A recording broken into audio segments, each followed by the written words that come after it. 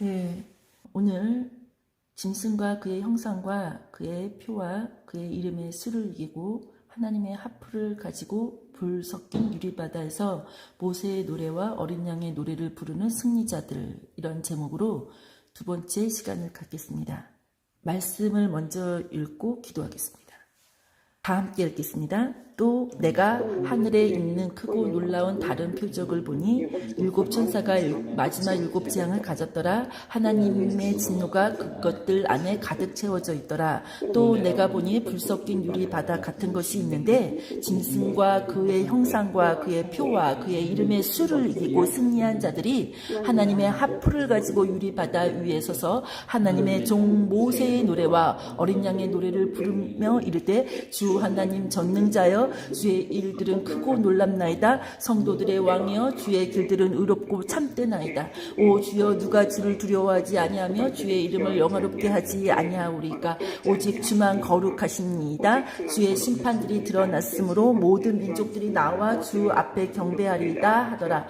그 뒤에 내가 바라보니 보라 하늘에 있는 증언의 성막의 성전이 열리고 일곱 재앙을 가진 일곱 천사가 성전에서 나오는데 그들은 순결하고 흰 암아파 옷을 입고 가슴에 금띠를 띄었더라. 내 짐승들 중에 하나가 영원 무궁토록 살아계신 하나님의 진노를 가득히 담은 일곱 병을 일곱 천사에게 주니라. 그 성전이 하나님의 영광과 그분의 권능으로부터 나오는 연기로 가득 차매 일곱 천사의 일곱 재앙이 이루어지기까지는 아무도 능히 그 성전에 들어가지 못하더라.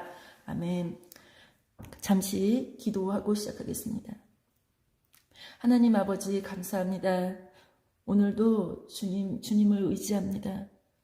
주님의 선하심과 주님의 진리로 풍성하신 그리고 우리를 향하여 그 주님의 말씀을 가르치시고자 원하시는 하나님의 그 크신 은혜와 사랑을 의지하여 주님께 기도합니다. 보는 눈, 듣는 귀, 깨닫는 마음을 주시옵소서. 그리고 이 세상에서 새롭게 거듭나 예수 그리스도를 믿은 자답게 주님 안에서 좋은 열매 맺는 좋은 밭이 되어 주님을 기쁘시게 하는 자들이 되도록 주님을 완성시켜 주시옵소서.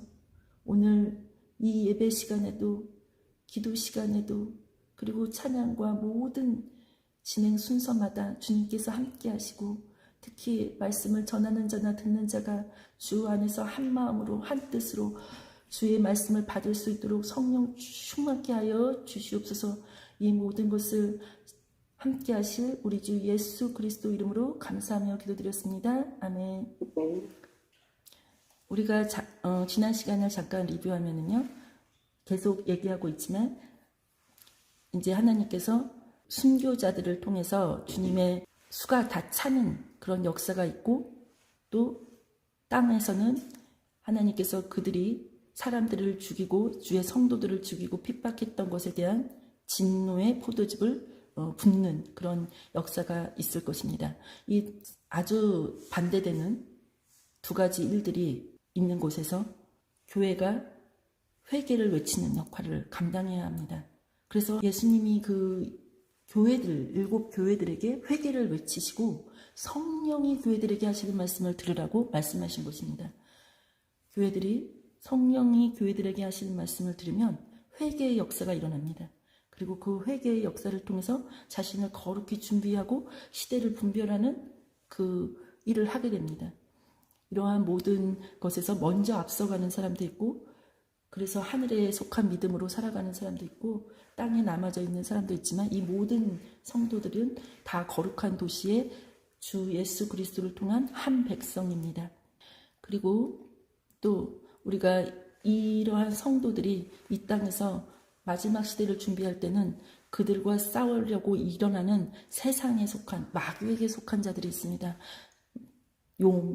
옛뱀이라고도 하면서 마귀 사탄 거짓말하는 자, 늘 매일같이 참소하는 자, 우리의 잘못을 하나님 앞에 맨날 고소하는 자, 이런 용의 역할을 이 바다 짐승 마귀에게 힘을 받아서 자리와 권세와 그 권능을 가지고 나오는 자가 있습니다.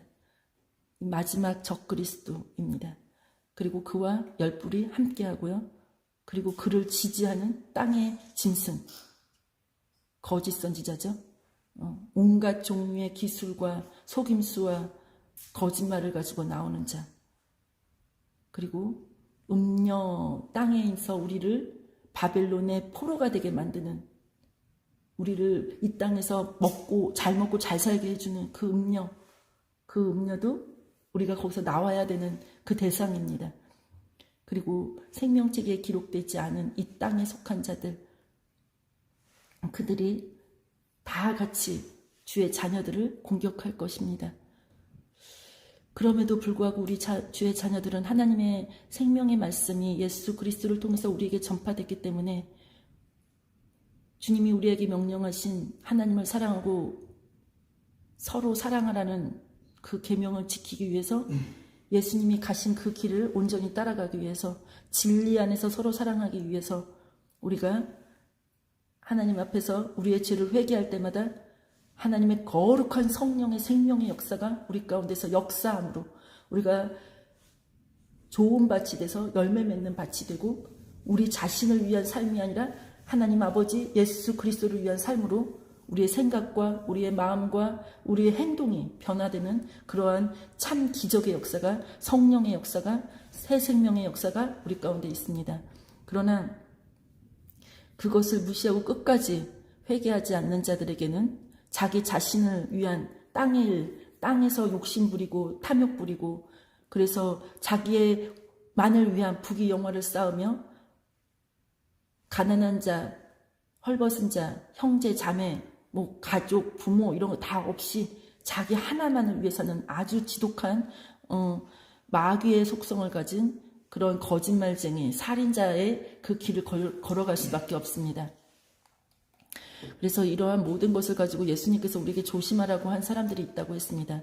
예수님의 생애를 통해서 우리에게 보여줬습니다. 그 사람들이 누구지요? 네, 이익을 탐하는 자, 사망과 지옥의 길로 가는 자, 영생을 빼앗으려고 하는 거짓말, 그리고 속이는 마귀의 마음과 그 말로 행하는 사람들입니다. 그러니까 그것을 우리 주 예수 그리스도께서 이 땅에서 누가 그렇게 하는지를 보여주신 거죠. 거기에서는 하나님을 소리를 똑같은 걸 들었는데 마음에서 믿어지지가 않아서, 또 세상을 너무 사랑해서, 또 예수님에 대해서 배신하는 마음이 들어가는 이러한 모든 것들로 마귀의 길을 가는 자들이 있다고 했습니다. 하나님께서 우리 주 예수 그리스도를 우리에게 보내주심은 영생을 얻게 하려 하심입니다. 그 중에서도 우리가 예수 그리스도의 그 길 따라가는 데 있어서 이것은 매우 중요한 예수 그리스도께서 우리에게 남기신 그 생명의 길, 바로 그것입니다. 그래서 예수님께서 우리에게 보여주신 대로 이 세상에서는 마귀의 생각으로 들어오는, 이 세상에 이미 마귀의 생각들이 이 세상을 다 덮고 있죠. 이 세상은 마귀가 시키는 대로 돌아가고 있어요. 그런데 그것을 통해서 우리 귀에 들려온 것, 우리 눈으로 본 것, 이런 것으로 우리가 마음이 끌려가는 것들, 이게 마귀의 일이고요. 또 우리가 실제적으로 그 마귀가 보여준 것, 이 세상에서 부귀영화, 먹고 사는 문제, 그리고 우리가 세상에서 명성을 날리는 일들, 뭔가 있어 보이는 것 같은 것, 이런 것들로 심지어는 하나님의 것으로 거짓말을 하게 하는, 하나님의 것으로 자기의 영광을 취하게 하는 이러한 거짓 선지자들도 나온다고 했습니다. 그리고 이 거짓 선지자들과 합해져서 실제적으로 주의 자녀들을 죽이는 그러한 짐승, 적 그리스도의 역할을 하는 자가 있다고 했습니다. 그래서 이 마귀가 우리를 이 세상에 있는 부귀영화를 가지고 속일 때 이러한 역사들이, 마귀의 역사들이 나타나는데 그것은 예나 지금이나 동일하다고 했습니다. 이거 맨 마지막 이 시대에는요, 결국에는 열나라, 이 땅에서 하나님을 대적하는 나라의 지도자들이 있습니다. 우리가 거기에 속하지 않기 위해 몸부림을 치지요, 지금. 근데 그들이 모여서 어린 양과 전쟁을 할 것입니다. 지난주에 보았지만 마지막 7재앙을 가진 7천사가 그 재앙에 있는 그 진노의 병들을 쏟기 전에 요 가운데에 불 섞인 유리 바다에서 짐승의 그 모든 활동들, 짐승과 짐승의 형상과 그의 표와 그의 수, 이름의 수, 뭐 이런 것들을 통해서 주의 자녀들을 끝까지 물고 늘어졌던 그런 불과 같은 시험에서 승리하고 하나님의 하프를 가지고 하나님의 종 모세의 노래와 어린 양의 노래를 부르는 그 승리자들을 조명해주고 있습니다. 그들은 하나님의 일들, 전능자 하나님이신 줄을 알고 있고요. 예수 그리스도 성도들의 왕인 줄을 알고 있습니다. 그래서 주님의 길, 주님을 두려워하는 마음, 주님의 이름에 대한 영화롭게 하는 영광을 돌리는 그 일에 마음을 쓰고 있고 또한 그것을 찬양하고 있습니다. 그래서 주만 거룩하시다 이거를 찬양하고요. 이 찬양은 앞에서 우리가 조명해서 봤던 것처럼 하늘에 있었던 내 창조물들과 24장로가 불렀던 그 찬양하고도 굉장히 밀접한 관련이 있습니다. 그리고 여기서 보면은 주의 심판이 드러났다 이렇게 말하는 이 부분이 굉장히 중요하다고 했습니다. 그래서 우리가 유리바다에 섞인 것을 봤는데 불 섞인 유리바다는 하나님 앞에서의 똑같은 자리에 있는 유리바다라도 심판과 관련될 때 이 유리바다가 불같이 비춰지는 불같은 시내가 그 밑에 있는 이렇게. 그래서 불 섞인 유리바다 이렇게 보인다고 했습니다. 즉 불 섞인 유리바다는 우리 하나님의 심판을 나타내는데 거기에 승리자들이 서 있다는 소리는 하나님의 불같은 말씀을 통해서 온 땅에 임할 시험과 환난에서 성도의 인내와 믿음으로 승리해서 하나님 앞에 선 자들이라는 뜻이고 그것을 통해서 하나님의 진노의 마지막 재앙 아까 7천사가 가지고 있던 7대접의 그 심판을 면하게 되는 그런 자들이라고 말할 수 있습니다. 그리고 두 번째로 우리가 짐승과 그의 형상과 그의 표와 그의 이름의 수를 이기고 승리한 자들이기 때문에 우리가 늘상 이거는 조명했지만 이들이 세 가지 음성을 듣는데 그 세 가지 음성에서도 하늘 한가운데서 내려가는 심판의 때를 알아라. 이제 하나님 창조주 하나님께서 심판하실 거야. 그래서 하늘과 땅과 바다와 물들의 근원 이 모든 것을 만드시고 또 거기에 심판하실 우리 하나님을 두려워하라고 그분만 경외하라고 이러한 큰 음성이 울립니다. 그러니까 심판의 때야 라고 말하는 것을 무시하면 안 돼요. 지금 전 세계에서 사람들이 믿음 앞서가는 사람들이 꽤나 그 소리를 많이 하죠. 지금은 마지막 때야 심판의 때야 말하고 있잖아요. 이거를 경솔하게 이렇게 대충 들으면 안 돼요. 마음에 새겨야 돼요. 그리고 두 번째로는 저 큰 도시 바벨론이 무너졌도다. 네, 바벨론이 뭐라고 그랬죠? 지금 경제, 우리를 무역을 통해서 벌어들인 돈으로 우리를 잘 먹고 잘 살게 해주는 거. 거기서 우리가 나와야 하는. 왜요? 거기에 마귀에 처서고 가증한 것과 더러운 것들의 그 요새가 됐다고 써 있거든요. 그래서 그곳에서 하나님의 진노의 포도즙을 마시게 한 그 일들이 거기 다 있었기 때문에 거기서 나오라 이런 거죠.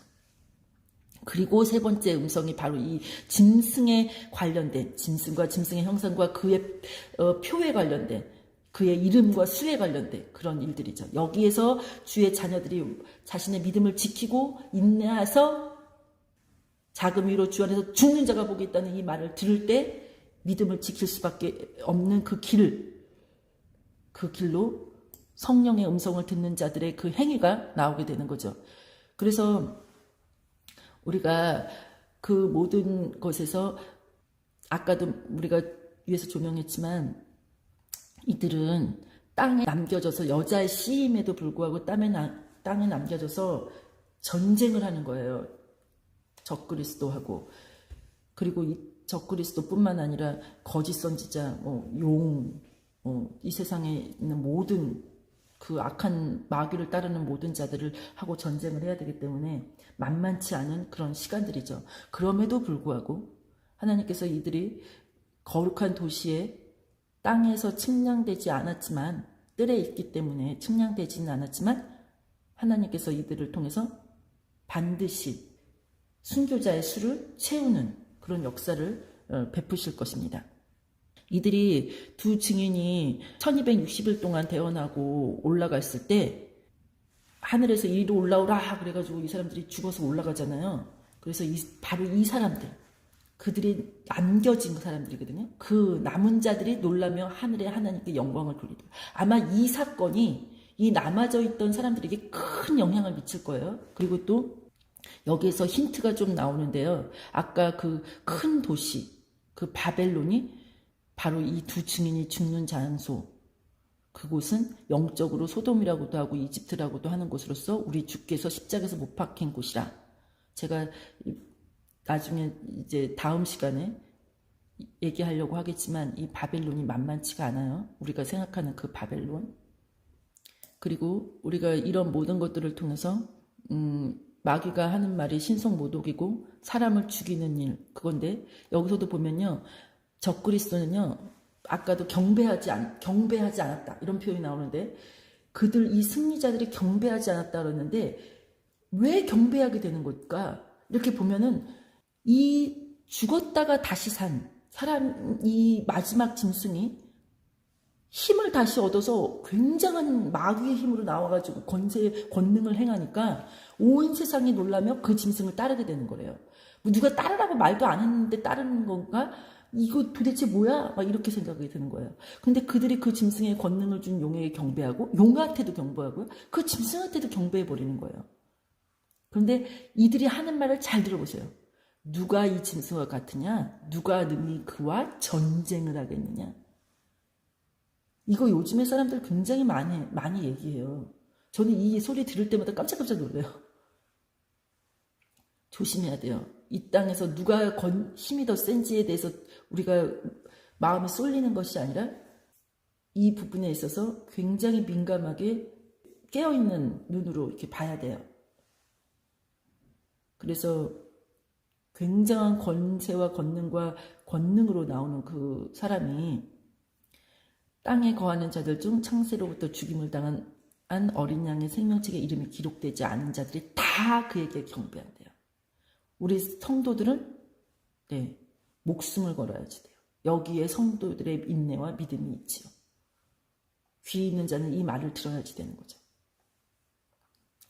근데 이 적그리스도를 경배하게 하는 일을 이 바로 땅에서 올라온 용처럼 말하는 그 거짓 선지자가 다 분위기를 조성해요.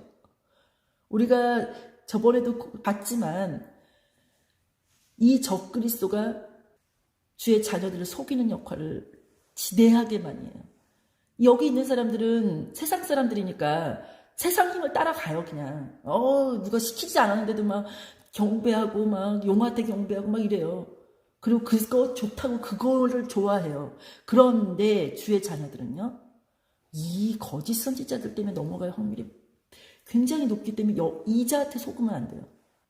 마치 자신이 무슨 대단한 능력을 가진 하나님의 종인 것처럼 이렇게 하고 나온단 말이죠. 그래서 이런 것들에 속지 않아야 되고 이자가 바로 짐승의 형상도 만들고 짐승에게 생명적 권능도 있고 사람들한테 경배하라고 명령을 내리는 자도 이자예요. 이 거짓 선지자. 짐승의 형상도 경배하라고 그러고. 그래서 아주 조심해야 돼요. 그래서 이러한 모든 것들로 우리가 살펴보았을 때 요 거짓 선지자들 있죠. 여기 이렇게 색깔 칠한 데 있죠. 요 자들이 중간에 마음을 바꿔가지고 이 적그리스도한테 붙는 것도 있지만 배신하는 자들도 여기 가서 붙는 거예요. 적그리스도 정도 수준이면 처음부터 마음에 딴 마음이 있었을 거예요. 저는 그렇게 생각해요. 예수님 시대에 로마국에다가 예수님을 팔아 넘긴 거랑 똑같죠. 왜냐면은 가룟 유다한테 은 30냥 줬으니까요. 그러니까 예수님을 죽이라고 하는 그 자들. 그리고 우리가 성경에서 이들이 하프를 들고 있었다 그랬는데요. 하프를 들고 있을 때 우리가 요한계시록 5장과 14장에서 한번 볼 수가 있는데요. 아까도 잠깐 얘기했지만 24장로가 이 성도들의 기도의 향을 가지고 하나님 앞에서 하프를 이렇게 연주하면서 노래를 부르죠. 새 노래를. 거기서 새 노래의 그 키포인트가 이들이 부른 새 노래에서는 봉인된 책을 여실 수 있는 그 능력을 가지신 분, 우리 주 예수 그리스도 어린 양을 찬양하는 거고요. 그리고 그분께서 죽임을 당하고 주의 피로 모든 민족과 언어와 백성과 민족들에게서 우리를 구속하셨다는 그 찬양의 소리가 나오는 거예요. 그래서 우리를 땅에서 구속하셔가지고 하나님께 드리고 하나님을 위해서 우리를 왕과 제사장으로 삼으셨다는 이러한 찬송을 부르는 거예요. 이게 새 노래죠. 이거는 시편에도 나와 있잖아요. 그리고 또 14장에서 어린 양과 함께 시온산에서 서 있는 14만 4천 아버지의 이름이 그들 이마에 있는 자들, 이 자들이 자기 하프를 가지고 땅에서 구속받은 그 은혜를 찬양해요. 마치 새 노래와 같이, 그래서 이 24장로가 불렀던 그 찬양과 같이 부른다는 거죠. 이들이 어린 양께 첫 열매가 된 자들이고 입에 거짓이 없는 그런 자들로 길러짐을 받은 거예요. 근데 지금 유리바다에 서 있는 그들도 하프를 가지고 하나님을 그와 같이 찬양하는 거예요. 이 모든 자들이 다 성도의 그 모습을 가지고 있는 거죠. 하프를 이렇게 좀 찾아보면은 다윗이 이렇게 하프를 켜가지고 사울의 악한 영을 내어 쫓았잖아요. 그리고 이 다윗은 하나님 앞에서 이 하프들을 만들고 여러 가지 악기들을 만들어서 하나님을 찬양하는데 이렇게 썼거든요. 근데 항상 하나님의 말씀과 그 궤, 하나님의 말씀을 통해서 그 궤를 가져왔을 때, 그걸 찾아올 때도 이렇게 하나님을 찬양하기 위해서 이런 하프, 비파 이런 악기들을 만들고 이렇게 준비했던 그런 것들을 볼 수가 있고요. 그 모든 것들을 통해서 우리가 다윗의 그 왕이 그렇게 한 것을 통해서 솔로몬 왕도 그렇게 했고 그 나머지 사람들도 그 성전을 깨끗하게 하고 말씀을 지키기 위해서 잃어버렸던 말씀들을 다시 회복하고 성전의 모든 더러운 것들을 다 내어 쫓고 이러한 하나님의 말씀대로 다시 서려고 할 때마다 사람들이 이렇게 제사를 드리는 사람들을 주변으로 레위 지파들이 다 어떻게 하죠? 이렇게 준비해요. 찬양을 준비하기에. 근데 그때 그 찬양을 준비할 때 이 하프를 연주하는 사람들이 있어요. 근데 대상 25절에서 1절부터 7절에 보면 아주 중요한 말이 나와 있어요.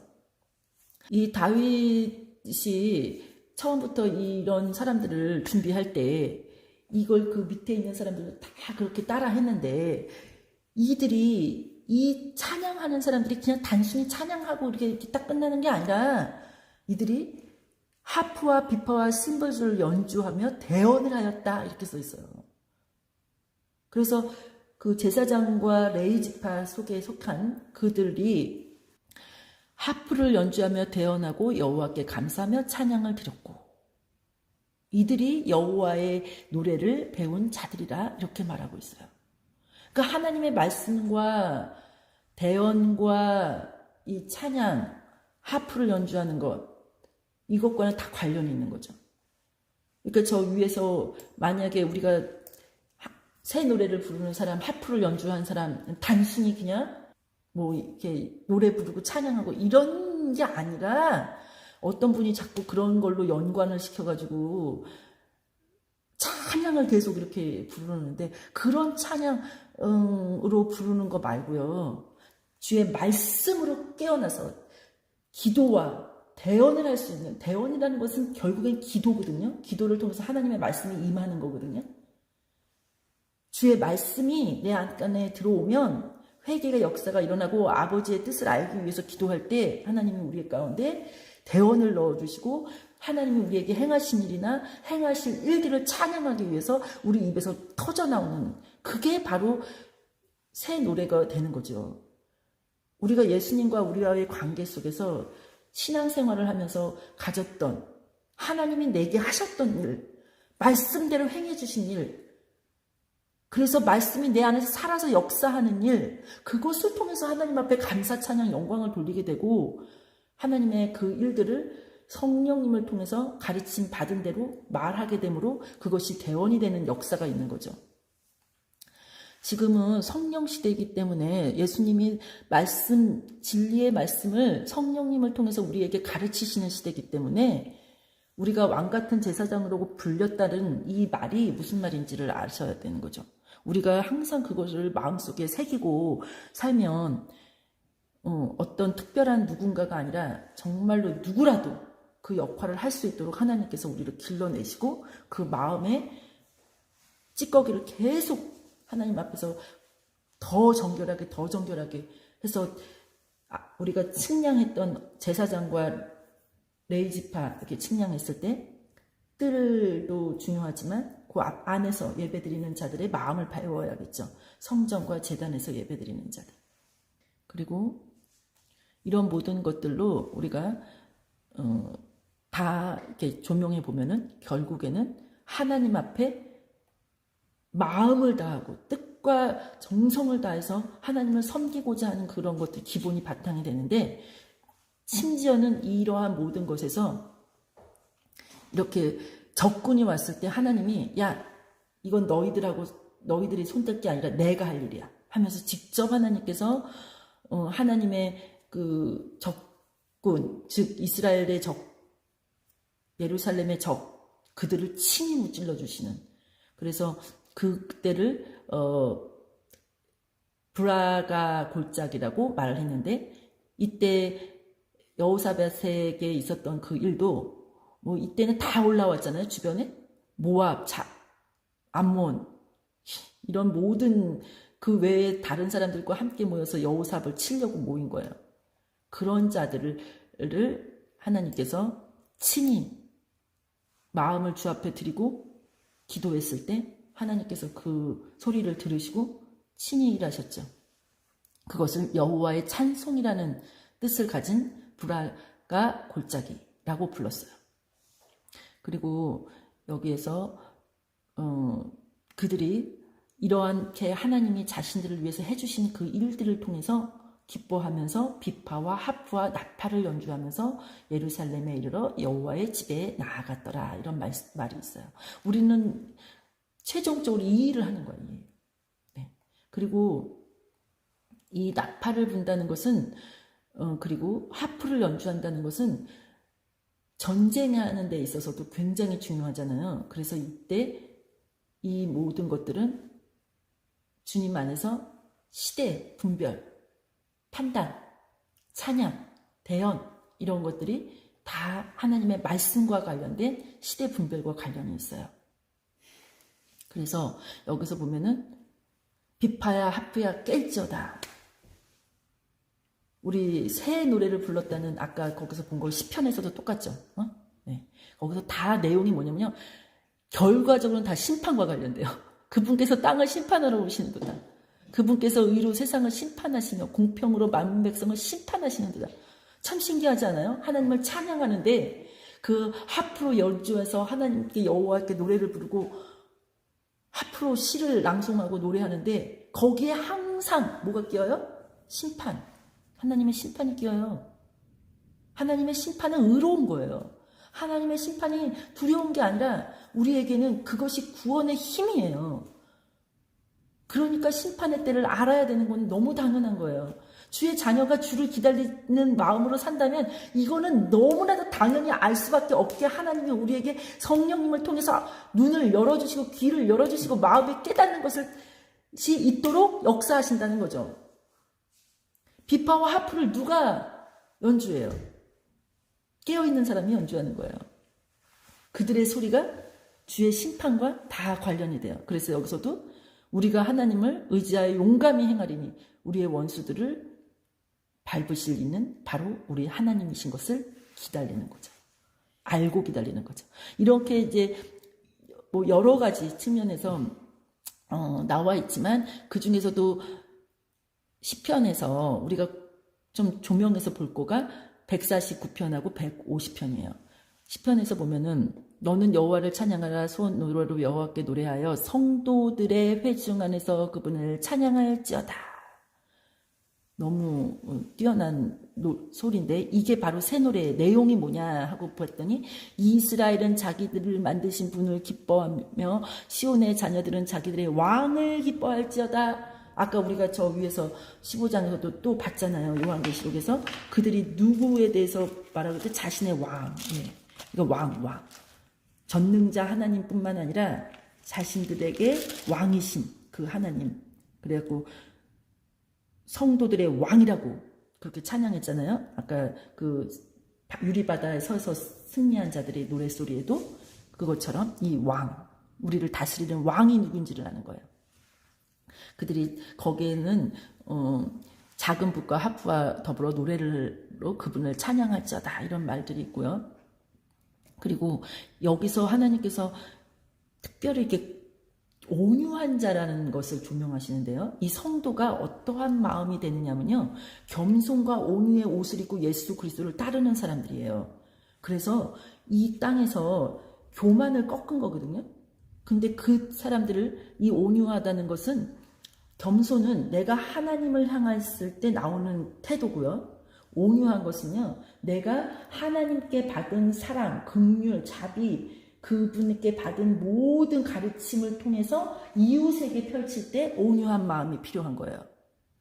그래서 이 겸손과 온유가 되는데 이 온유한 자를 구원으로 아름답게 하시리로다 우리 하나님께서.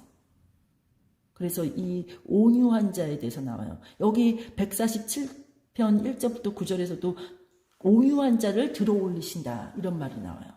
구원하시는 거죠. 그래서 여기서 아주 중요한 이들이 하게 하시려고 하는 일들이 있는데요. 그들 입에는 여호와를 높이는 찬양함이 있고 그들의 손에는 양날 달린 칼이 있으니 이 양날 달린 칼이 뭐죠? 네, 말씀의 검, 성령의 검. 네. 이것은 이교도들에게 원수를 갚는 일을 집행하고 여기도 또 원수 갚는 일, 꼭 심판과 연결되죠.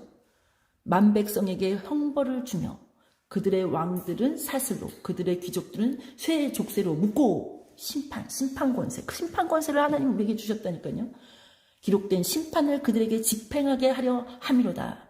이러한 종기가 그분의 모든 성도에게 있도다. 너희는 여호와를 찬양하라. 우리가 여호와를 찬양하는 궁극적인 이유가 하나님이 우리를 모든 사악함에서 건지시고 우리의 원수, 우리를 짓밟고 우리를 속이고 우리를 핍박하고 죽이려고 했던 우리가 하나님의 말씀대로 살려고 했는데 그 말씀대로 살지 못하도록 막 우리를 핍박하게 했던 그 자들을 향해서 우리가 하나님의 그 거룩한 말씀으로 하나님의 말씀을 지킨 성도들이 그 심판을 집행하는 거라는 거죠. 그리고 150장의 마지막 시편이잖아요. 거기서도 동일하게 그와 같은 성소로 들어가서 너희는 여호와를 찬양하라. 그분의 성소에서 하나님을 찬양하며 그분의 권능의 궁창에서 그분을 찬양할지어다. 이렇게 되는 거예요. 하나님이 우리에게 행하신 그 위대한 일들. 나팔소리가 경고의 나팔소리 있고 소집하는 데도 쓰인다고 그랬잖아요. 제사장이 쓰는 거예요. 그런데 나머지는 레위지파들 비파와 하프 그걸로 찬양하는 거죠. 그래서 이런 모든 것들을 봤을 때 우리가 이사야서에서도 마찬가지고요. 이 땅에서는 심판을 집행하실 하나님의 계획이 있지만 오히려 우리는 이러한 것들을 보면서 마음속으로만 즐거워하래요. 너희 마음속에서는 주님이 오실 때가 되었나? 주님의 그 영광스러운 목소리, 내가 기다리던 바로 그 주님이 오시나? 하면서 일어나는 거예요. 마음이, 영이 깨어나는 거예요. 실랑이로다 하는 소리가 들리는 거예요. 그래서 그때 그 마음속으로 즐거워하는 사람들이 작은 북과 하프가 있을 것이래요. 그 자리에. 이들이 바로 그 그것을 하나님을 가지고 하나님을 찬양하고 하나님의 오심과 하나님의 그 심판의 의로우심을 나타내고 구원하는 그 때가 왔음을 성도들에게 알리는 거죠. 소망을 갖게 하는 거예요. 그래서 그분께서 그것을 가지고 싸우실 줄을 아는 거예요. 이게 무슨 소리죠? 여호와께서 왜 작은 북과 하프를 가지고 이런 걸 가지고 싸우시죠? 이게 바로 주의 성도들을 통해서 싸운다는 소리예요. 작은 북과 하프를 켜는 하나님의 그 위대하신 일을 알리는 그 자들을 가지고 그 자들과 함께 싸우신다는 소리예요. 그래서 신명기에서 이제 봤을 때 우리가 그걸 조명했잖아요. 네, 모세의 노래를 신명기로 조명했었죠. 그래서 우리가 결국 깨달은 것은 모세가 성경에서 기록된 모든 하나님의 말씀들, 즉 십계명을 중심으로 주님께서 그 땅을 상속받게 하기 위한 이스라엘 모든 백성에게 명령하신 명령, 그것 중에서도 신명기에 모세가 기록한 모든 내용, 그 중에서도 또 뭐였죠? 네, 십계명. 그 중에서도 또 그 말씀을 지키는 것과 관련하여 모세가 저주와 그 복을 이렇게 나타내고 그것으로 사람들이 주님께 아멘 아멘 했잖아요. 그것이 바로 이 마지막 시대의 뜨인 돌의 역할을 하는 거라 이렇게 말했어요.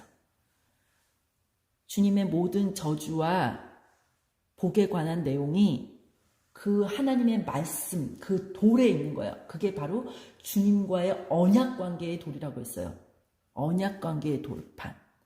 주님과 언약 관계를 그냥 맺는 것이 아니라 말씀을 통해서 우리가 주님과 언약 관계로 들어가는 거예요. 주님의 말씀이 우리와 언약 관계로 들어가는 거기 때문에 우리가 주님 앞에 우리의 마음을 지키는 것이 굉장히 중요하다 그랬어요.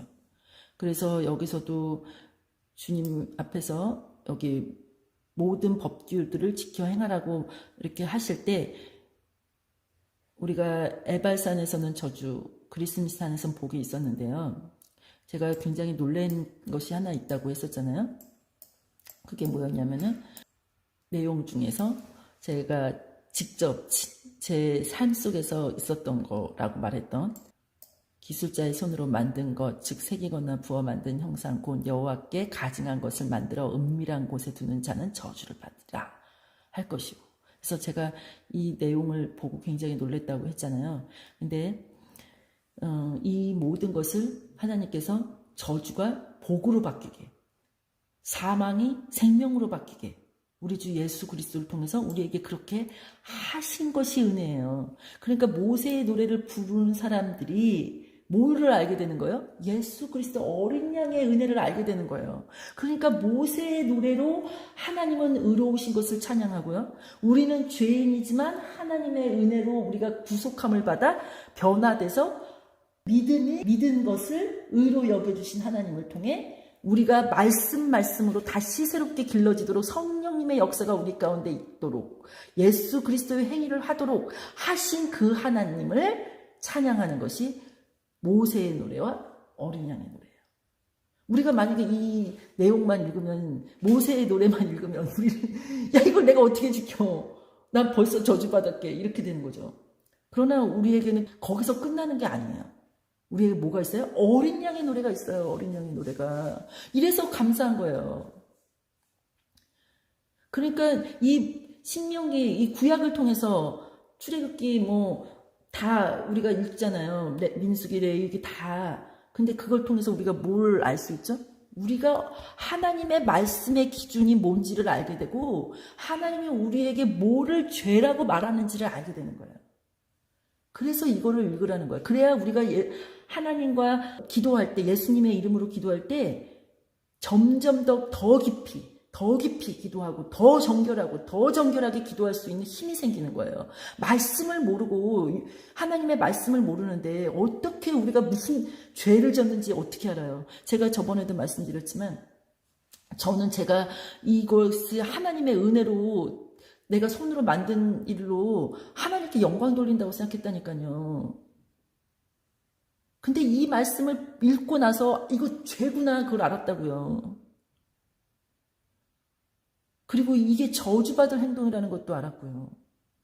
그러니까 이 말씀을 읽고 나니까 그걸 가지고 하나님 앞에 들어가서 예수 그리스도의 힘을 힘입어 그 보혈의 능력을 의지하여 기도하였더니 성령님을 통해 내 안에서 회개의 역사가 일어나고 하나님과 나와의 관계가 회복되고 죽을 수밖에 없는 그 자리에서 생명의 역사가 나타난다는 거죠. 여기 심지어 보세요. 이 율법의 모든 말씀을 행하기 위해 그것들을 확인하지 아니하는 자는 저주를 받으리라. 우리가 이것에 대해서 잘 생각해야 돼요. 이 율법의 책을 행하기 위해서 읽어야 돼요. 비록 이 율법의 책에 있는 것을 내가 지키지 못해서 죄인으로 드러난다 할지라도, 죽을 수밖에 없는 사망의 길에 놓여있다 할지라도 이걸 읽어야 되는 이유가 바로 뭐예요? 죄로 드러나면 예수 그리스도께서 계시니까 우리가 예수님을 통해서 기도하면 하나님께서 예수님을 믿는 자들에게 약속하신 그 생명의 성령의 법이 사망과 그 죽음의 모든 어둠에서 나를 끌어올려서 하나님 앞에 정결한 신부의 그 마음을 넣어주시는 그 역사로 회개를 통해 우리가 우리의 의복을 깨끗이 빠는 그러한 시간으로 우리를 변화시켜 준다는 거예요. 신명기에 나와 있는 모든 이 내용을 우리가 한 번씩 이렇게 읽고 또 읽고 묵상하면서 하나님이 그때그때 보여주는 게 있어요. 신명기를 통해서 뭘 보냐면은 나는 완전히 끝이다. 마치 누가 고백한 것처럼요. 네, 사도 바울이 고백한 것처럼.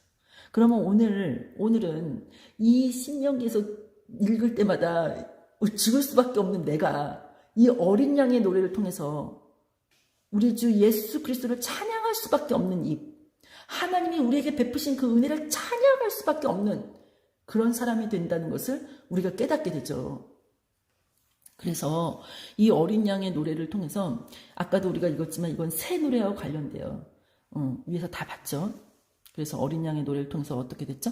네, 여기에서 보면은 이 어린 양이 이제 언제 어린 양이 뭐와 관련되나 이렇게 보면은 다 아시겠지만 창세기에서 이 쉐 이게 뭐랄까 거의 이거는 쉐 이렇게 발음되는데요. 거의 뒤에 거는 거의 발음 안 나고 그냥 쉐 이렇게 하거든요. 근데 이 발음이 로 되어 있는 요 어린 양이라고 번역된 것이 좀 작은 어린 양, 작은 양 아니면은 무리 중에 한나 이렇게 요런 거를 뜻할 때 요 단어를 쓰는데요.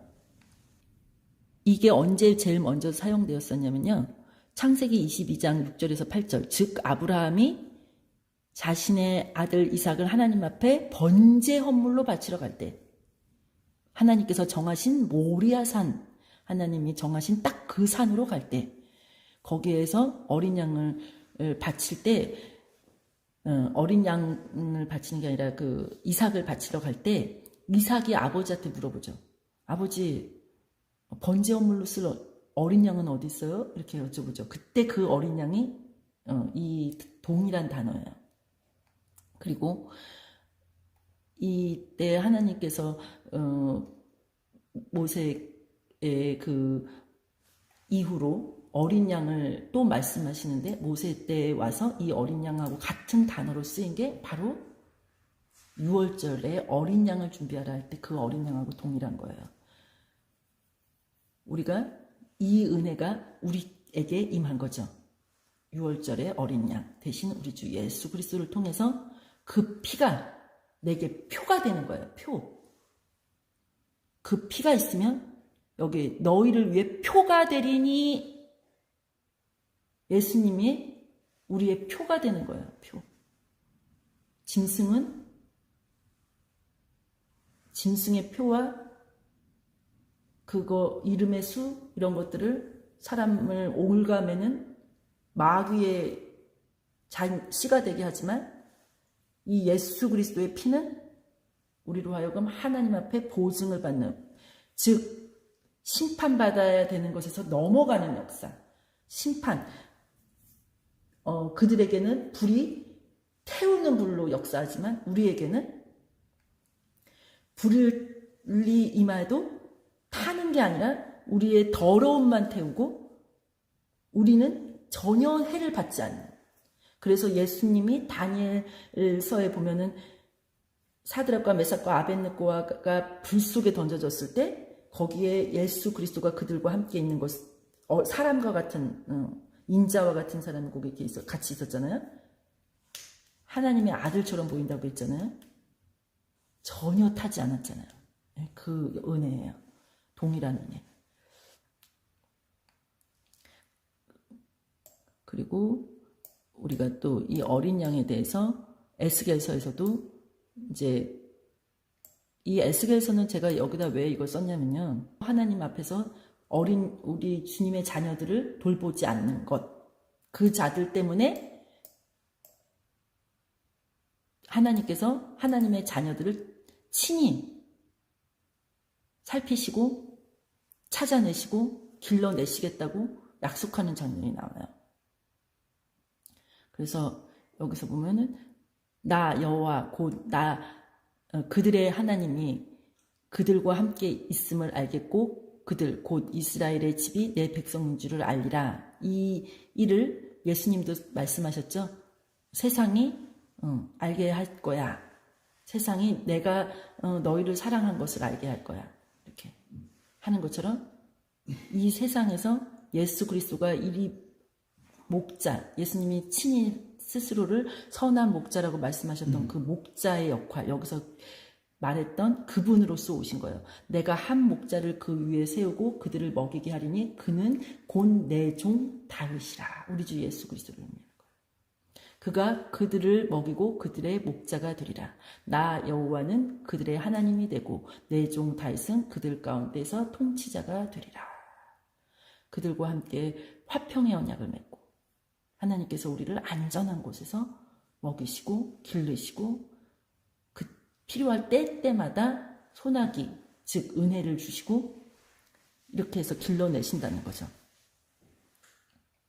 그리고 나머지들은 자기만 알고 자기만 막 먹고 하는 그런 자들은 심판의 대상으로서 분명히 써 있어요. 하나님이 우리에게 이 어린 양의 노래를 통해서 예수 그리스도를 알게 하시는 거죠. 예수 그리스도께서 우리의 목자가 되시는데 예수님이 친히 스스로 또한 어린 양이 되신 거예요. 첫 번째 어린 양. 그리고 우리를 양으로 부르시는 거죠. 나를 따라오는 내 길을 가라. 이렇게. 그래서 우리가 요한 1서에서 우리 주 예수 그리스도가 우리 가운데 들어오면 일어나는 일이 아까도 계속해서 말씀드렸지만 죄를 자백하게 되는 일이에요.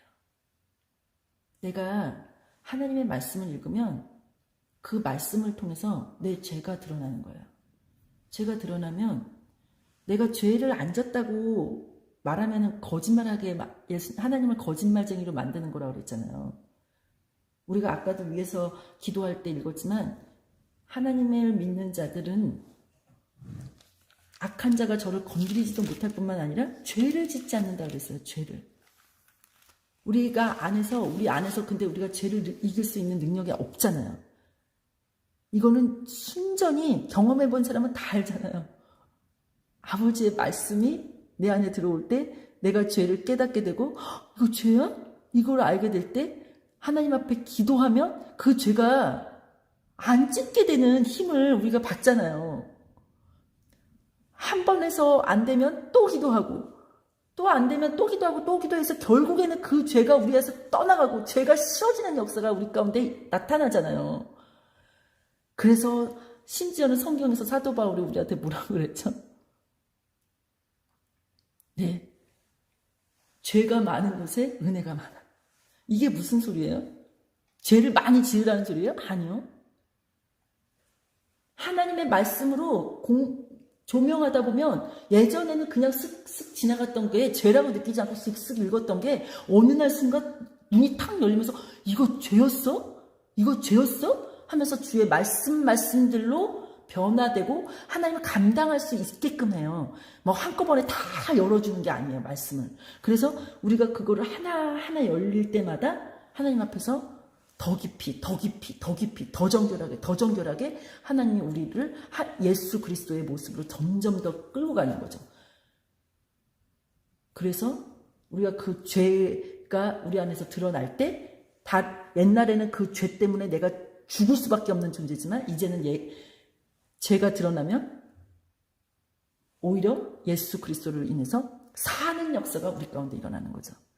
그래서 우리 안에서 예수님을 믿고 우리가 성경을 보고 거기서 죄를 발견했을 때, 내 죄가 드러났을 때, 이게 죄라는 것을 시인할 수밖에 없는 그런 상황에 맞닥뜨렸을 때 우리가 예수님 앞에 나아가는 그 역사는 사도 바울이 말했던 바로 생명의 성령의 법인 거예요.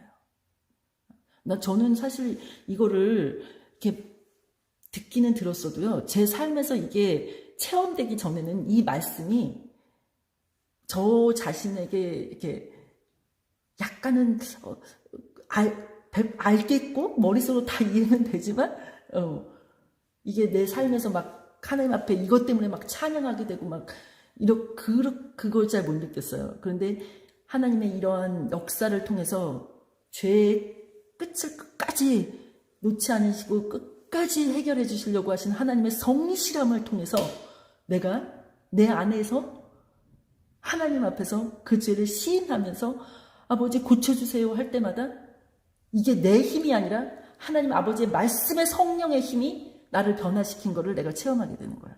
진짜 그때마다 전 너무 놀라워요. 고백밖에 안 했는데, 고쳐달라고 하나님 앞에 기도한 것밖에 없는데 어떻게 제가 그 똑같은 죄를 짓지 않게 되고 자꾸 죄가 끊어지고 죄가 싫어지고 더 하나님 앞에서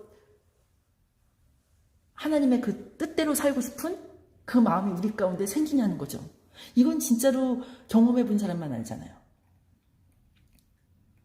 그리고 우리가 이러한 것을 통해서 진짜로 하나님 앞에 생명, 예수님 믿는 사람 앞에 생명이 있다는 거, 영생이 있다는 것이 무엇인지를 알게 되는 거잖아요. 야, 진짜 신기하다. 어떻게 내가 이렇게 될 수가 있지? 어떻게 내가 옛날에 그렇게 정말 더러운 것들 막 생각하고 싶지 않아도 자꾸 생각이 났던 그 생각들이 멈추어질 수가 있지?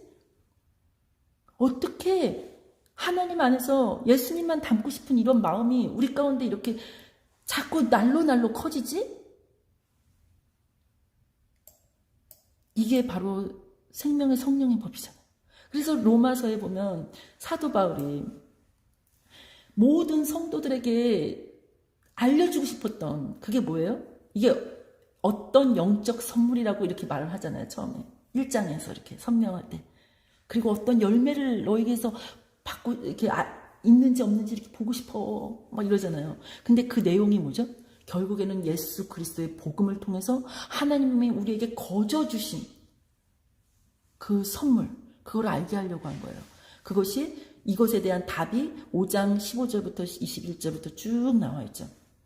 그 거저 주시는 선물은 예수 그리스도를 통해서 하나님의 은혜가 우리에게 부어지는 거예요. 이거는 제가 뭐 여러분들에게 말씀드리지 않아도 너무나도 잘 알고 있을 거예요. 우리가 이 예수 그리스도를 통해서 우리의 죄가 하나님 앞에서 용서함 받고 그 죄가 고쳐지는 그 은혜를 받잖아요. 그러니까 이제는 우리 안에 죄가 드러나는 것이 사망을 이루는 일이 아니에요. 옛날에는 그게 그랬어요. 예수님에 대해서 모르거나 내용에 대해서 모르거나 그랬을 때는 내가 죄가 드러나면요, 죄를 막 드러날까 막 무서워가지고 막 가려요. 막 내 죄를 막 덮으려고. 근데 이제는 안 그래요. 말씀 속에서 나를 비추는 빛이 들어왔을 때 말씀이 이거 너 죄야 라고 드러내주면요, 그 자리에서 무릎을 꿇고 하나님 앞에 기도하게 돼요. 그러면 그 은혜가요 쏟아지잖아요, 저희한테. 하나님의 용서의 그 은혜가 예수 그리스도를 통해서요, 우리한테 막 부어지잖아요. 그리고 우리가 점점점 우리의 입술에 더러운 말들이 사라져요. 점점점 더 어떻게 되죠? 하나님의 말씀들로만 말하고 싶은 거예요. 우리 입이. 쓸데없는 말 안 하고 싶은 거예요. 사실 안식일에 우리가 해야 하는 행위 중에 이사야서에서 보면은 어떤 말이 써있죠? 사사로운 말을 안 한다. 하나님만 생각한다. 그 날이 안식하는 날인 거잖아요. 말씀대로 다 되는 그 날, 하나님이 그렇게 그 시간을 구별해서 안식일로 정하셨잖아요.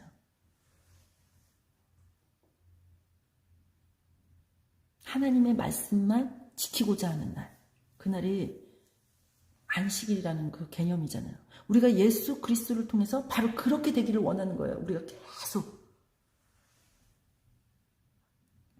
그래서 우리가 예수님과 함께 죽는다는 의미, 예수님이 나를 대신하여 십자가에서 죽으셨다는 그것은 우리가 죄를 안 졌다고 말하거나 나는 조금밖에 회개할 게 없는데 이렇게 생각하면은 사실은 예수님하고 깊은 관계가 들어가기가 참 힘들어요. 오히려 죄가 드러났을 때 사도 바울이 말한 것처럼 이제는 우리에게 결코 정죄함이 없어. 우리가 죄에 대해서 막 그게 드러날 때요, 옛날 같으면은 막 괴롭잖아요. 근데 이제는 죄가 나면 얼른 주님 앞에 무릎을 꿇을 수 있는 그런 단계로 들어간단 말이에요. 자꾸 자라난단 말이에요. 주여 아버지 용서하여 주옵소서. 몰랐습니다. 아버지한테 아버지 하고 부르기만 해도요, 마음이 벌써 편안해져요. 아버지한테 나 이거 고쳐주세요 이렇게 말만 해도요, 벌써 생명의 성령의 법이 우리 안에 작동을 해요. 예전에는 하나의 죄를 끊는 것이 얼마나 힘들는지 몰라요. 그러나 지금은 성장하면 성장할수록 예수님과 더 깊은 관계로 들어가면 들어갈수록 예수님의 보혈에 우리의 죄를 빨고 말씀을 읽고 할 때마다 드러나는 모든 것으로 우리가 우리의 몸을 빨고 할 때마다 예수님과 우리 사이에서 하나님의 그 크신 은혜가 우리에게 있는 거죠. 그래서 사실 이렇게 말하면 이 사도 바울이 말한 거죠. 그러면은 우리가 은혜가 많게 하려고 죄를 더 지으리요? 그럴 때 우리가 결코 그럴 수 없다. 어떻게 그렇게 말도 안 되는 일이 우리에게 벌어져요? 말도 안 된다고요. 점점점 더 예수 그리스도를 통해서 하나님을 닮고 싶고 죄를 짓고 싶지 않은 그 마음으로 가는 거예요. 그래서 우리에게 생명의 성령의 법, 생명의 그 칭의, 의롭다라고 여겨지는 생명의 칭의가 우리에게 주어지는 거죠. 로마서는 우리가 그러한 의미에서 우리에게 소망을 주는 신서인데다가 맨 마지막에 보면은 우리가 이렇게 예수 그리스도를 통해서 우리의 모든 어두움이 벗겨질 때요, 뭐가 나타나죠? 네, 바로 고난도 함께 받아야 된다는 그 말이 있어요. 우리 하나님과 우리 사이에서 그 어떠한 것도 꺼낼 수 없다. 우리가 이거 잠깐 하나만 읽어볼까요? 내가 확신하노니 사망이나 생명이나 천사들이나 정사들이나 권능들이나 현재 있는 것들이나 장래에 있는 것들이나 높음이나 깊음이나 다른 어떤 창조물도 능히 우리를 그리스도 예수 우리 주 안에 있는 하나님의 사랑에서 떼어놓지 못하리라. 아멘, 아멘, 아멘. 여기에 요한복음에 이러한 내용들이 쫙 써 있잖아요. 우리 주 예수 그리스도께서 자신의 그 삶이 이제 여기서 종료돼야 되는 그 시점을 딱 아셨죠. 그래서 예루살렘을 향해서 가시면서 예수님이 어떠한 죽음으로 죽으실 것을 제자들한테 말씀하셨을 때 마지막으로 요한 그 사도가 예수님한테 누가 배신자입니까? 이렇게 물어보니까 가룟 유다가 예수님이 가룟 유다를 지목하셨죠. 그리고 가룟 유다가 예수님을 죽이려고 배신하려고 나갈 때에 그때부터 예수님께서 이렇게 말씀하세요. 이제 사람의 아들이 영광을 받을 때가 왔다. 이 영광이 뭐죠? 영생의 생명을 보여주시는 하나님의 영원한 생명이 드러나는 그 시간으로 들어간다는 것을 의미해요. 그리고 예수님이 우리에게 이걸 명령하고 가시는 거죠. 서로 사랑을 하고 내가 너희를 사랑한 것 같이 너희도 서로 사랑을 하고. 우리가 예수 그리스도를 통해서 예수님이 하나님이 내 안에 내가 하나님 안에 있는 것을 믿으라고 할 때 예수님이 우리에게 말씀하신 게 있어요. 그게 뭐냐면 너희가 나를 사랑하면 내 명령을 지키리라. 이 말씀을 하셔요. 근데 이게 우리의 힘으로 되는 것이 아니기 때문에 예수님께서 뭐라고 말씀하시냐면 내가 아버지께 구할 터이지 그분께서 다른 보혜사를 너희에게 주사 그분께서 영원토록 너희와 함께 거하게 하시니 곧 진리의 영이시니라. 우리 예수 그리스도께서 우리에게 그냥 우리가 우리의 의지대로 그것을 지키게 하는 게 아니라 구약에서도 하나님께서 우리에게 말씀하셨어요. 내 영을 그들에게 넣어줘서 그들에게 나를 사랑하는 마음 넣어줘서 그들이 나를 알게 하는 마음 넣어줘서 내가 그들을 가르칠 거야. 이렇게 말씀하셨잖아요. 내가 그들을 고쳐줄 거야. 이 역사가 우리가 예수 그리스도를 통해서 나타나는 거죠. 그래서 예수님 또 한 번 내 명령을 가지고 지키는 자가 나를 사랑하는 자다. 나를 사랑하는 자는 내 아버지께 사랑을 받을 것이요 나도 그를 사랑하여 그에게 나를 나타내리라. 나를 나타낸다고 했을 때 이 나는 예수 그리스도가 어떤 걸 나타내는 거예요? 예수님이 삶이 어떠했는지를 보여주는 거예요. 예수님이 하나님의 아들로서 어떻게 사시고 가셨는지가 눈에 보이기 시작하는 거예요. 그러면 예수님의 그 길을 가게 되죠. 그래서 또 세 번째, 사람이 나를 사랑하면 내 말을 지키리니 내 아버지께서 그를 사랑하실 것이요 우리가 그에게 가서 우리의 거처가 그와 함께 있게 하리라. 이 우리의 거처가 그와 함께 있게 하리라. 이 중요한 거예요. 라오디게아 교회에서도 이 말씀을 하셨었죠. 예. 이게 우리가 성부, 성자, 성령, 성삼일체 창조주 하나님의 그 모습이잖아요. 그리고 예수님께서 내가 아버지께로 간다. 아버지께로 간다. 이거를 계속 제자들한테 얘기하세요. 그리고 15장에서는 또 내 말이 너희 안에 거하고 너희가 내 안에 거하고 내 말이 너희 안에 거하면 뭐든지 구해라. 그러면 그것을 이루신다. 그러면은 그것을 이루실 때에 너희가 열매를 맺는 가지가 되고 그리고 너희가 내 제자가 되리라. 이때의 중요한 것은 아버지께 예수님이 영광을 돌렸던 것처럼 영광을 받으시는 새 생명의 역사가 하나님 안에서 기쁨으로 나타난다는 거죠. 우리 주 예수 그리스도께서 제자들에게 말씀하신 맨 마지막이 뭐예요? 사랑. 근데 이 사랑이 내가 너희를 사랑한 것 같이잖아요. 그거 요한복음의 10장에서 예수님이 하나님 앞에 사랑을 받게 되는 이유가 뭐라고 나오죠? 내가 생명을 다시 얻기 위해서 내 생명을 내놓는 것. 그것 때문에 하나님이 나를 사랑하신다고 이렇게 말씀하셨어요. 그래서 우리가 생명을 내놓는 것, 거기까지 생각을 하면서 신앙생활을 해야 될 필요성이 있어요. 여기 보면은 예수님이 사람이 자기 친구를 위하여 자기 생명을 버리면 이보다 더 큰 사랑이 없나니 무엇이든지 내가 너희에게 명령한 것을 너희가 행하면 너희가 나의 친구니라. 예수님이 이거 지금 무슨 말씀하신 거예요? 예. 제가 누차 얘기하지만 이것이 바로 예수님이 말하는 끝에까지 데려가려고 하는 어린 양이 어디로 인도하든지 따라가는 사람들의 그 모습에서 나타나는 생명을 거는 신앙. 자기가 자기의 생명을 죽기까지 사랑하지 않는 그 신앙. 하늘에 속했던 사람들을 12장에 보면은 하늘에 속한 사람의 신앙에 대해서 탁 나오잖아요. 요한계시록 12장에. 그거하고 동일하게. 그래서 요한 1서에서도 뭐라 그랬죠?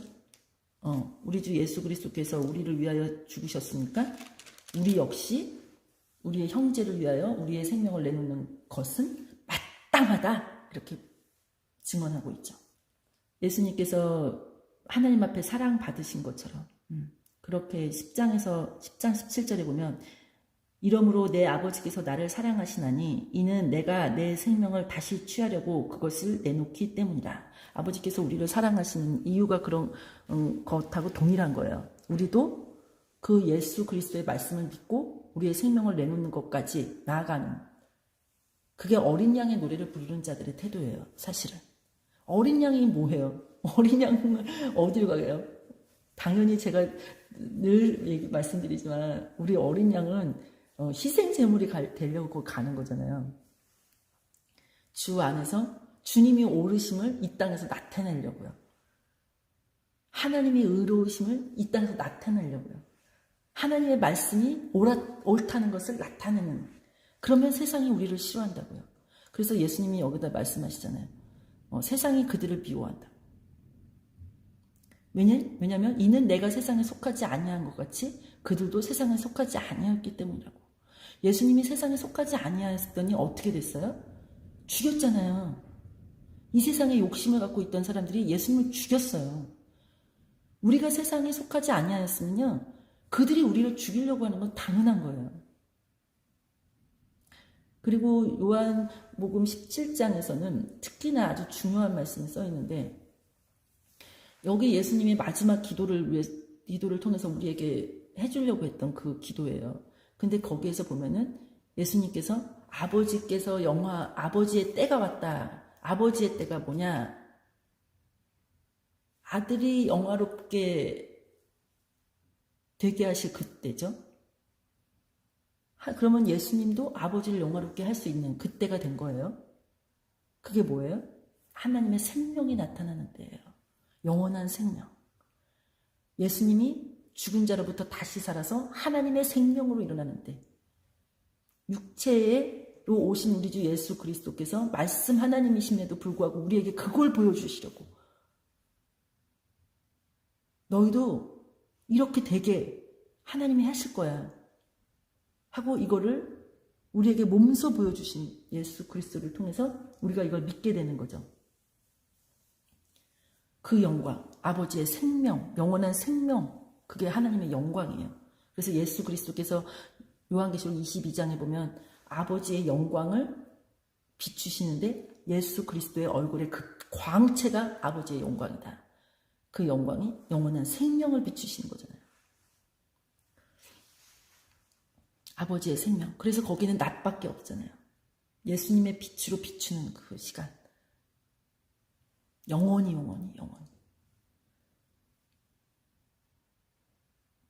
그래서 우리가 이 예수님께서 세상을 위해서 기도하지 아니하고 아버지가 내게 주신 자들을 위해서 기도한다고 말씀하셨는데요. 아버지가 내게 주신 자들이 무슨 의미죠? 예수님을 믿는 그 자들을 위한 기도예요.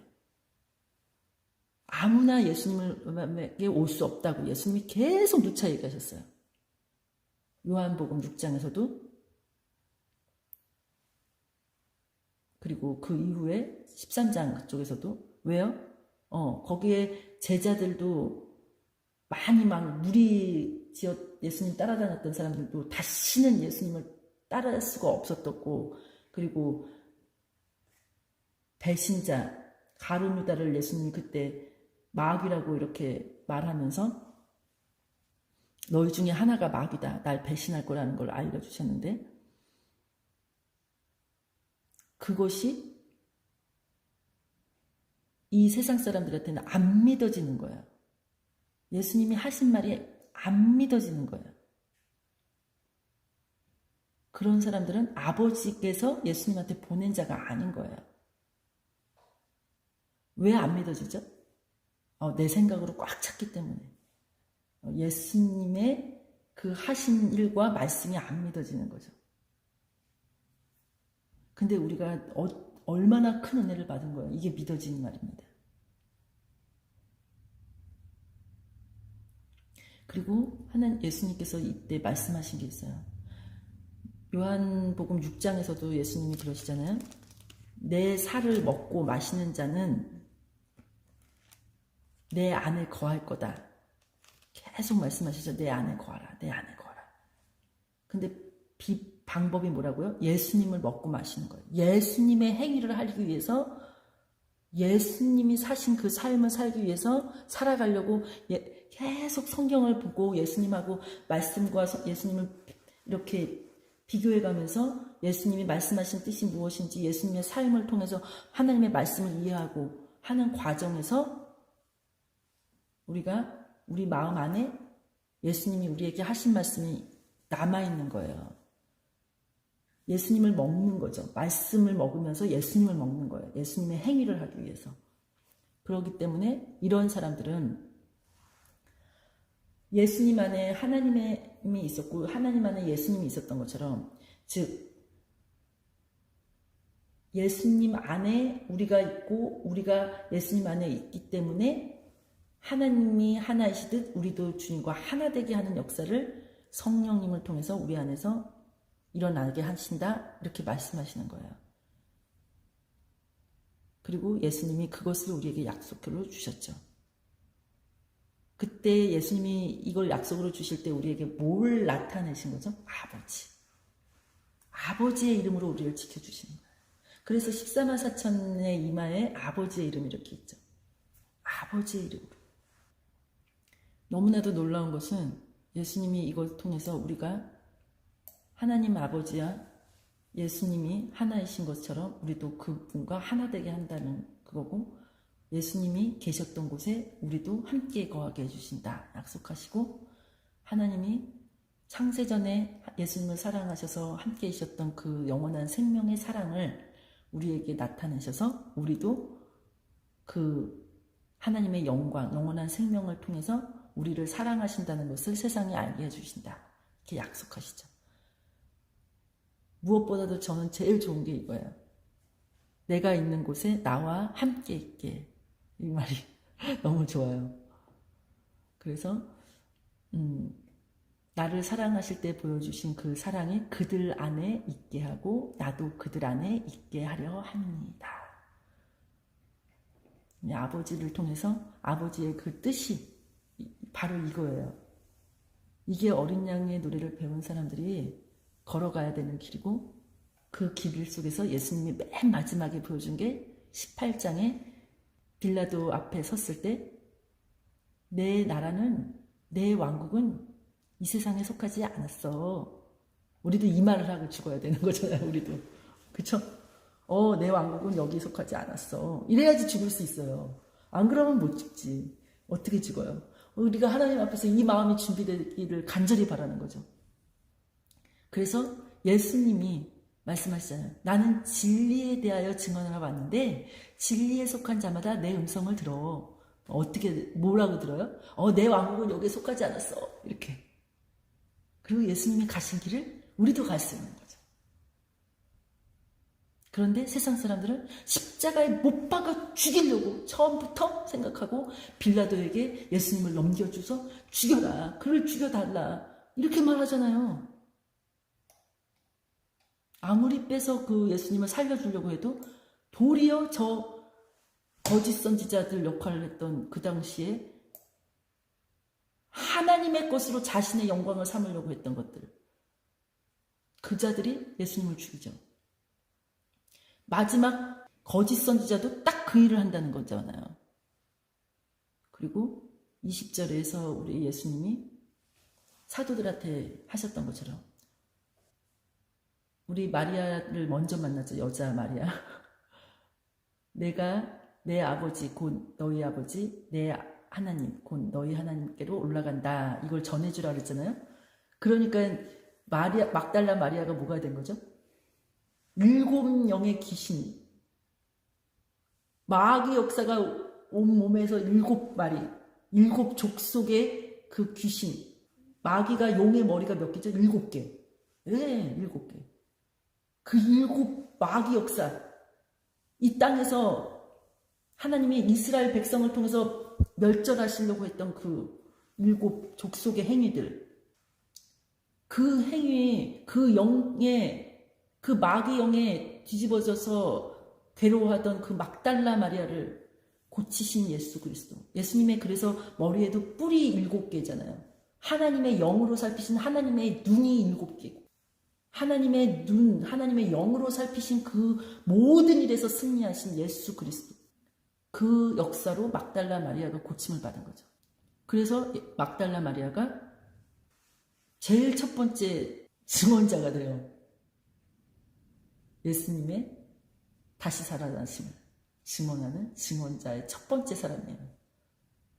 그리고 예수님이 제자들에게 나타나셨죠. 너희에게 평강이 있을지어다. 내 아버지께서 나를 보내신 것 같이 나도 너희를 보내노라.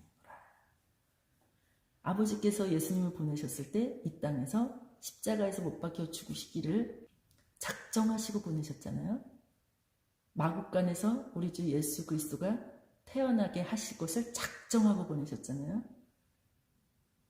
우리가 이 땅에서 낮아지고 우리가 이 땅에서 버림받고 이러한 모습, 이것이 세상에 그렇게 예수님이 우리에게도 그 목적을 통해서 하나님의 뜻이 이루어지게 하시려고 우리를 보내시는 거죠. 그들 위해 숨을 내쉬며 그들에게 이르시되 너희는 성령을 받으라. 너희가 누구의 죄들을 사면하면 그것이 사면될 것이요 누구의 죄들을 그대로 두면 그것들이 그대로 있으리라. 교회에게 주신 것, 제자들에게 다시 한번 주시는 거죠. 그리고 다시 한번 8해가 지나서 너희에게 평강이 있을지어다. 예수님이 보면은 그 다윗이 8번째 아들이고 뭐 7번째라고 나와 있는 데도 있는데 보통은 다 8번째로 알고 있고요. 그리고 노아도 8번째 사람, 이렇게 얘기가 되죠. 아무튼 이런 모든 것에서 예수님께서 또 그날 오셔서 제자들에게 너에게 평강이 있을지어다 하시면서 도마를 통해서 보지 않고 믿는 사람들, 그 사람들에게 칭찬을 하시는, 이건 우리 세대 사람들인데 우리가 성령 받아서 이렇게 믿고 있죠. 네, 제가 여기까지 오늘 말씀 전하고요. 잠깐 기도하고 말씀 마치겠습니다. 하나님 아버지 감사합니다. 우리가 주님의 심판에서 승리하여 구원의 구속함을 받은 자로 나타난 그 날들을 우리가 항상 사모하며 예수 그리스도께서 가신 그 길을 따라가도록 인도하시는 하나님을 찬양합니다. 하나님 아버지, 우리에게 모세의 노래를 통해서 우리의 죄가 발견되었다며 우리에게 어린 양의 노래를 통해서 새 생명의 역사를 이루신 하나님을 찬양하게 하셨습니다. 우리를 이 땅에서부터 구속하시고 모든 저주의 일들에서 도리어 생명의 역사, 복의 근원의 역사로 우리를 바꿔주신 하나님을 찬양합니다. 우리 주 예수 그리스도를 찬양합니다. 주의 자녀들에게 이제는 주 하나님 아버지 앞으로 더 가까이 나아가 우리의 모든 죄를 회개하고 예수님의 다시 오심을 준비할 수 있는 그러한 신부신앙의 신앙을 갖도록 인도하여 주시옵소서. 정결한 처녀와 같이 우리의 모든 의복을 매일같이 예수 그리스도의 보혈에 깨끗이 빨아 주님 앞에서 그 의복을 준비하는 그러한 자들이 될 수 있게 인도하여 주옵소서.